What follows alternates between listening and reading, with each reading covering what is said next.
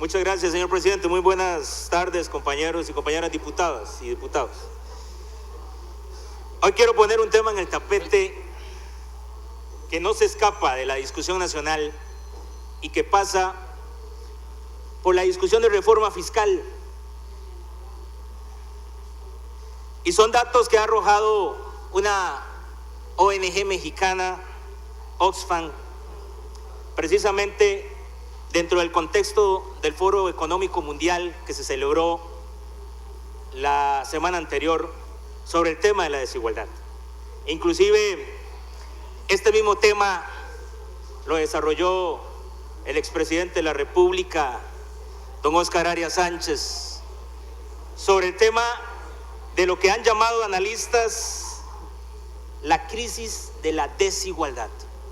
Hoy por hoy, el 1% de la población más rica tiene la misma cantidad del 99% restante. En el 2010, los más ricos del mundo cabían en un avión, 360 y algo.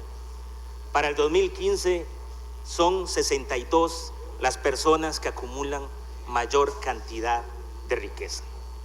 Y lo más inmoral es que esas 62 personas tienen el equivalente a 3.600 millones de personas más pobres del planeta. Y esos 3.600 millones es simplemente la mitad de la cantidad de personas más pobres del planeta. Y desarrollan los analistas de cómo se ha construido una economía, don Otto y compañeros, al servicio del 1% de la población. Cómo los grupos dominantes y grupos de poder han llegado a permear en el control de las organizaciones que desarrollan política para beneficiar precisamente a la concentración en ese 1%. Y los datos son relevantes.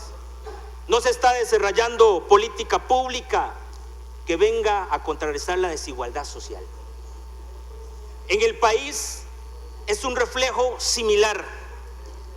De los países latinoamericanos, solo Costa Rica y República Dominicana presentan datos lamentables en temas de la disminución de la desigualdad.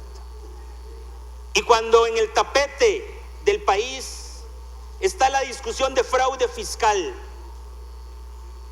costarricenses, generadores de opinión, diputados, representantes de los costarricenses, y la discusión es si debe o no existir una lista de accionistas para que de forma transparente se pueda saber quiénes integran, cuánto están percibiendo y por qué no, inclusive saber quién es la persona más rica de Costa Rica. Resulta que algunos se obsesionan por lo que ganan los funcionarios públicos y publican en sus redes sociales cuánto ganan los funcionarios públicos, pero yo pregunto, ¿quién es la persona más rica de Costa Rica? Lamentable que el mismo Diario Financiero diga que hay 30 y algo de grandes empresas, don Gonzalo, don Otto, compañeros de la unidad,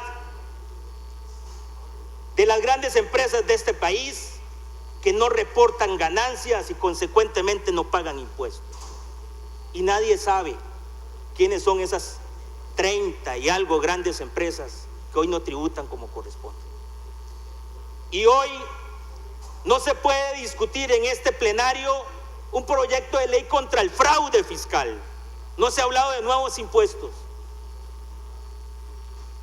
Y si pensamos, inclusive los analistas lo han dicho y el mismo estudio lo dijo, la reforma fiscal debe contener impuestos sobre el capital. ¿Por qué no hablar de renta global? ¿Por qué no hablar de renta mundial?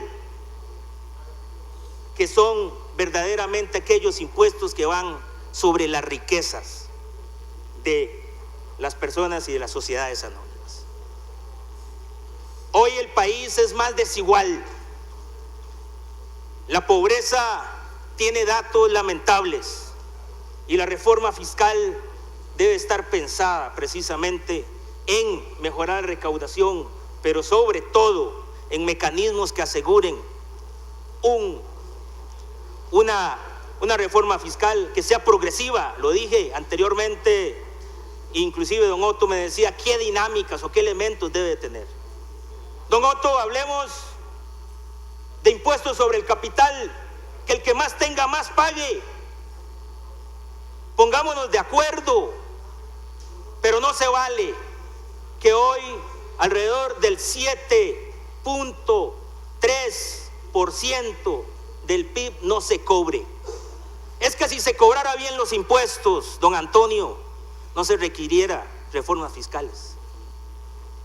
Pero para cobrar bien los impuestos, doña Rosibel, se ocupa reforma fiscal que conlleve no nuevos impuestos, sino que se cobren bien los impuestos. Pero les dije hace unos días, pongámonos el desafío de que en 15 días saquemos fraude fiscal. Aquí hubo una comparecencia y explíquenme una razón por la cual no se apruebe fraude fiscal.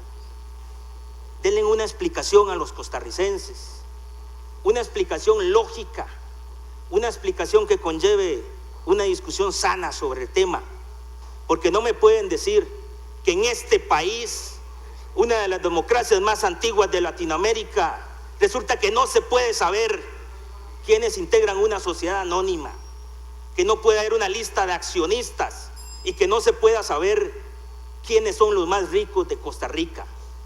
Este país merece saber cuánto perciben, quiénes son los más ricos y que se apliquen impuestos sobre el capital.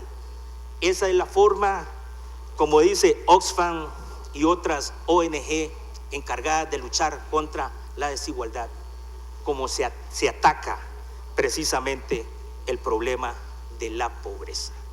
Pero si aquí no pasa fraude fiscal, se podrá imaginar la discusión que tendría un proyecto de ley que conlleve impuestos al capital para que el más rico pague más. Muchas gracias, señor presidente.